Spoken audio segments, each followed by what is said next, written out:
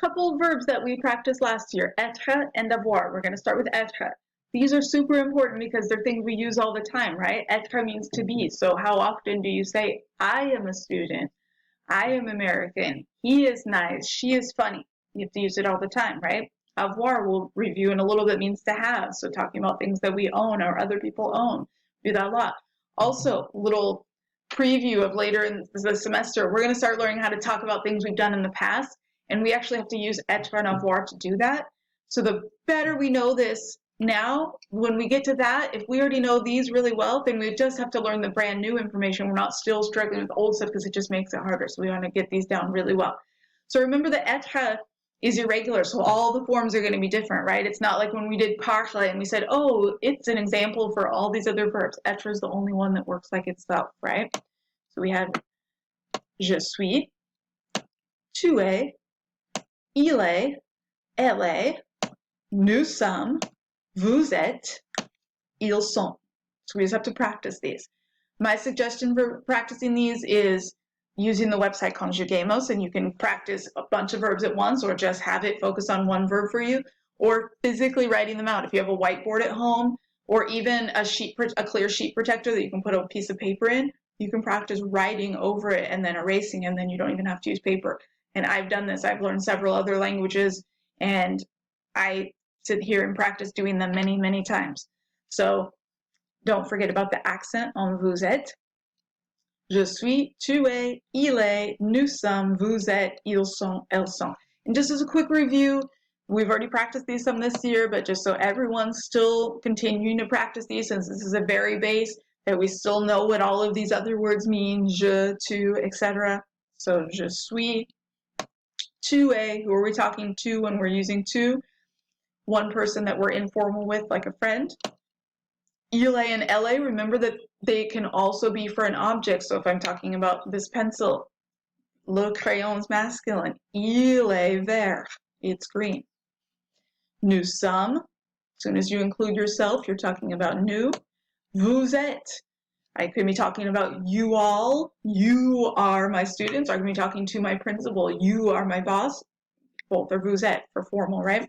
Ils sont, elles sont, they are. And then just some quick reminders. If we're talking about Mark and we don't want to keep repeating Mark's name, right, I can call him he instead, or il in French. So the name of any boy in a sentence or any masculine object can be replaced with il.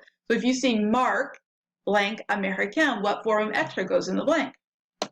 A, right, because that's the form that matches with il. And you don't also put il here. It's either Mark or il. It's not both of them. Okay. On the same note, Isabelle is elle. So if I have Isabelle blank Américaine, what goes in the blank? What form of etre?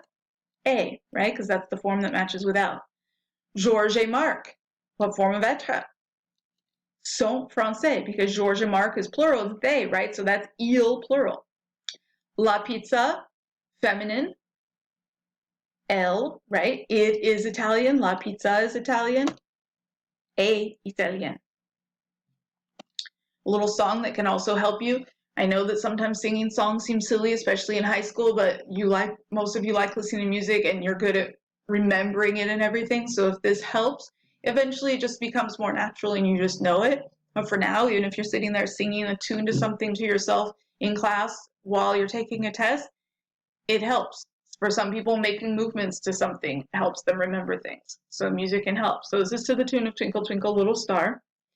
Je suis, tu es, il est, elle est, nous sommes, vous êtes, ils sont, elles sont.